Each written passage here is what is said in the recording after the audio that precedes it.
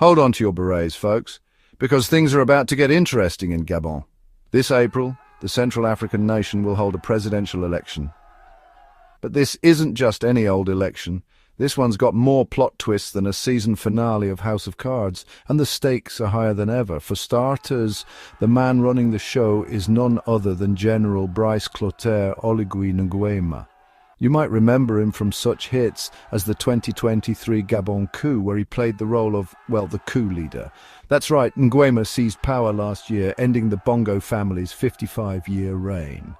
Now, Nguema's decided to swap his military fatigues for a suit and tie. He's running for president. Don't worry, he's promised to step down from his military role temporarily for the campaign.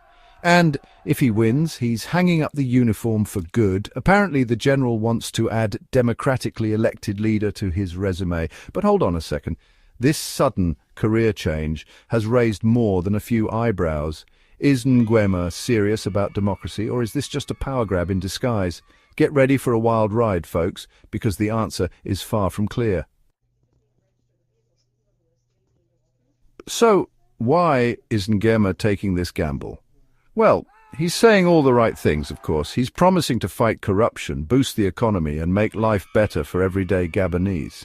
He's even gone on a charm offensive, addressing the UN General Assembly and posting inspirational quotes on his Facebook page. You know, typical politician stuff. But let's not forget, this is the same guy who overthrew a democratically elected government, however flawed that government may have been. And there's a few things making this whole situation even more complicated. Remember how Nguema was supposed to be a transitional leader? Yeah, about that. See, Gabon has a brand new constitution, conveniently approved just in time for the election. And guess what? It just so happens to allow Nguema to run for president, and if that wasn't enough, they also passed a new electoral code that lets military personnel run for office. Coincidence? I think not.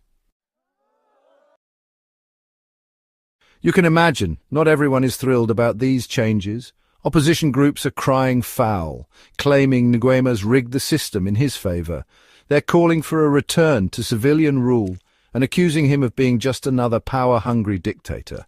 Meanwhile, international observers are watching the situation closely. Some countries, like Equatorial Guinea, are backing Nguema.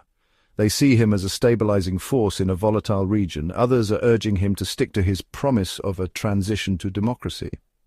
It's a real mixed bag. And then there's the Gabonese people themselves. Some are cautiously optimistic about Nguema's rule. They're tired of the Bongo family's corruption and hoping for a better future. Others are skeptical, to say the least. They've seen this all before, a charismatic leader promising change only to become just as bad as the last guy.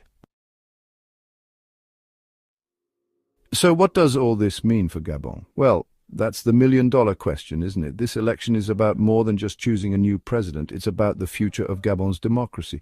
Will it emerge stronger, or will it slide back into authoritarianism? Gabon is a country of immense potential. It's rich in oil and natural resources, but it's also a country plagued by inequality and poverty. Can Nguema unite the nation and deliver on his promises? Or will Gabon fall deeper into the trap of corruption and instability?